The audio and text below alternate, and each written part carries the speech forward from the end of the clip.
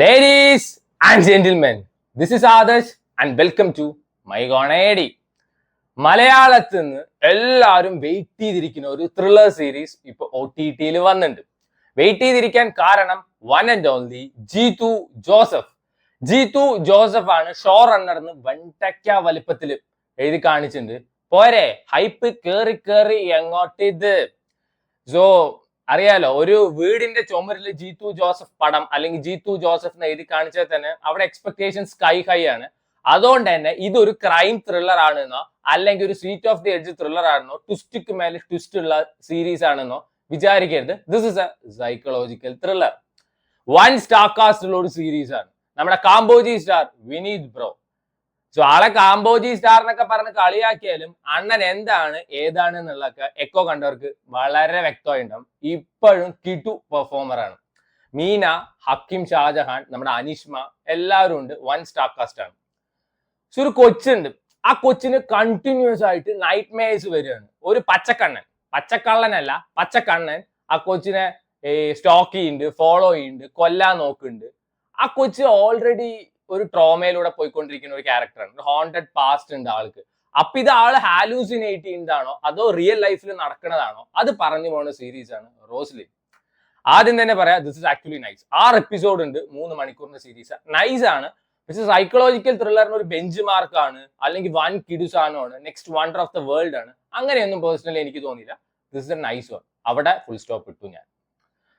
So ഇതിൽ എനിക്ക് ഏറ്റവും ഇഷ്ടപ്പെട്ടത് പെർഫോമൻസ് ആണ്. ആദ്യം എടുത്തു പറയേണ്ടതും പെർഫോമൻസ് തന്നെയാണ്. ഇതിലൊരു കൊച്ചുണ്ട്, സഞ്ജന എന്നാണ് ആളുടെ പേര് തോന്നുന്നു, റോസ്ലിൻ ക്യാരക്ടർ ചെയ്ത കൊച്ചു. എജാതി പെർഫോമൻസ്. ഒരു ലോഡ് ഇമോഷൻസ് ക്യാരി ചെയ്യുന്ന ഒരു ക്യാരക്ടറാണ് ആ കൊച്ചിന്റെ, റോസ്ലിൻ പറഞ്ഞ ക്യാരക്ടർ. അതിൽ ഫിയർ ഉണ്ട്, ആങ്സൈറ്റി ഉണ്ട്, ടെൻഷൻ ഉണ്ട്, നിസ്സഹായ അവസ്ഥയുണ്ട്, അങ്ങനെ ഒരു ലോഡ് ഇമോഷൻസ് ഉണ്ട്. അത് എത്ര കിട്ടുമായിട്ടാണ് ആള് പെർഫോം ചെയ്തിരിക്കുകയെന്ന് അറിയും. അടിപൊളി പെർഫോമൻസ് ആയിരുന്നു. ഭയങ്കര എക്സ്പീരിയൻസ്ഡ് ആയിട്ടുള്ള അല്ലെങ്കിൽ മെച്യൂർഡ് ആയിട്ടുള്ള ഒരു ആക്ടർ ചെയ്ത പോലെയാണ് പേഴ്സണലി എനിക്ക് തോന്നിയത്. കിടു പെർഫോമൻസ് ആയിരുന്നു. എന്നാൽ അതിനൊപ്പത്തിനൊപ്പം നമ്മുടെ അണ്ണൻ ഹക്കീം ഷാജഹാന്റെ ഒരു പെർഫോമൻസ് ഉണ്ട് മോനെ. പലപ്പോഴും ഈ സീരീസിന്റെ ഗ്രാഫ് താഴത്തോട്ട് പോയിക്കൊണ്ടിരിക്കെ കംപ്ലീറ്റ്ലി ഷോൾഡർ ചെയ്തിരിക്കുന്നത് ഹക്കീം ഷാജഹാന്റെ ചില സമയത്തുള്ള പെർഫോമൻസ് ആണ്. കിടു. അതായത് ആളുടെ ചില എക്സ്പ്രഷൻസ് ഒക്കെ ഉണ്ട്. അത് പെട്ട സാധനമായിരുന്നു. അന്നും എന്നും ഞാൻ പറയാറുണ്ട്, this guy is very under rated. ഇത് ഹക്കീം ഷാജഹാൻ അല്ലാതെ വേറെ ആര് ചെയ്താലും തൊലഞ്ഞു പോയിണ്ടാവും. അജാതി കിടുവായിട്ടാണ് അണ്ണൻ പണി വെച്ചിരിക്കുന്നത്. അതുകൊണ്ട് പലപ്പോഴും നമുക്ക് ആ ഒരു നെഗറ്റിവിറ്റി തോന്നില്ല. അതായത് ഇതിന്റെ സ്റ്റോറി കുറച്ച് വീക്ക് ആണല്ലോ എന്ന് തോന്നുമ്പോൾ ഇവർ രണ്ടുപേരുടെ കിടു പെർഫോമൻസ് ആയിരിക്കും. അതുകൊണ്ട് നല്ല രസത്തിൽ കണ്ടിരിക്കുക, ത്രിൽസ് പ്രൊവൈഡ് ചെയ്യാൻ അതുകൊണ്ട് പറ്റി. പിന്നെ നമ്മുടെ വിനീത് ബ്രോന്റെ കാര്യം ഒന്നും പറയണ്ട, അണ്ണൻ ഇതൊക്കെ കേക്ക് വാക്ക്. മീനയ്ക്ക് പിന്നെ മേക്കപ്പ് ഇല്ലാതെ ഒന്നും നടക്കില്ല. ജസ്റ്റ് ലൈക്ക് ദൃശ്യം ഇതിലും ചേച്ചി ഒരു ലോഡ് മേക്കപ്പ് ഇട്ടുണ്ട്. എന്തിനാണെന്ന് എനിക്ക് മനസ്സിലായില്ല. പക്ഷെ ആളുടെ performance that was very nice performance ആയിരുന്നു. ഇതിൽ എനിക്ക് ആകെ ഒരു മിസ്കാസ്റ്റ് ആയിട്ട് തോന്നിയത് അനിഷ്മയുടെ ക്യാരക്ടർ മാത്രമാണ്. ആ കൊച്ചിന്റെ പെർഫോമൻസ് വൺ ആർട്ടിഫിഷ്യൽ ആയിരുന്നു. One artificial. ഈ ഭയങ്കര ലക്ഷൂറിയസ് ആയിട്ടുള്ള ലൈഫിൽ എഡ് ചെയ്യുന്ന 2 ക്യാരക്ടേഴ്സ് ആയതുകൊണ്ടാണെന്ന് അറിയില്ല, പലപ്പോഴും അവര് ഭയങ്കര ഇംഗ്ലീഷിലാണ് സംസാരിക്കുക. മറ്റേ റോസ്ലിൻ പറഞ്ഞ ക്യാരക്ടർ ചെയ്ത കൊച്ചു ഇംഗ്ലീഷ് സംസാരിക്കുമ്പോൾ അത് നമുക്ക് ഭയങ്കര ഫ്ലുവന്റ് ആയി തോന്നി. എന്നാൽ അനിഷ്മ പറയുമ്പോൾ അത് ഭയങ്കര ആർട്ടിഫിഷ്യൽ ആയിട്ടാണ് തോന്നിയത്. അതായത് കാണാപ്പാടം പഠിച്ച് പറയുന്ന പോലെ. ലക്ഷൂറിയസ് ലൈഫിൽ എഡിയ പറയുമ്പോൾ ഇവരുടെയൊക്കെ സ്വപ്നങ്ങൾ എന്താണെന്ന് അറിയോ, അല്ലെങ്കിൽ ആഗ്രഹങ്ങൾ. അവളുടെ അച്ഛൻ അവൾക്ക് ഡെബിറ്റ് കാർഡ് കൊടുത്തു, കാർ ഓടിക്കാൻ കൊടുത്തു. നമുക്കിവിടെ 3 നേരം ചോറ് കിട്ടിയാൽ തന്നെ വലിയ കാര്യമാണ്.